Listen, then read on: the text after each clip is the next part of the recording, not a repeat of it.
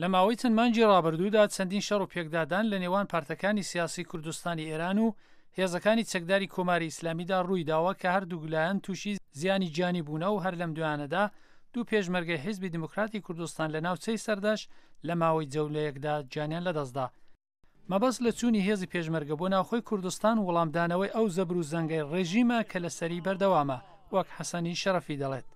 ئێمە ئەوەی ئەلعان لە گۆڕەدا پێناڵی خەباتی چەکداری پێی دەڵێن حزوری پێشمەرگە لە پەناخەڵکی کوردستاندا کە لە ژێر فشاری جەمهوری ئیسلامیدان دەگیرێن، تاقیب دەکرێن، زیندانی دەکرێن بۆ حمایەت لەو خەڵکەی و بۆ دیفاع لەو خەڵکەی حزوریان هەیە لە منتەقەدا، نەک بەرنامەی شەڕی نظامیمان هەبێت.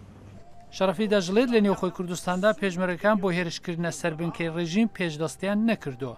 بە هیچ جور ئێمە حملەمان نەکردووە تا هیچ مرکزێکی نظامی و هیچ نهادێکی دەوڵەتی، بەڵکو لە حاڵەتی دیفاعدا بوون، تەنیا ئەوان هێرشیان کردوتە سەر تێکۆشەرانی حزبی ئێمە و پێشمەرگەکانی ئێمە.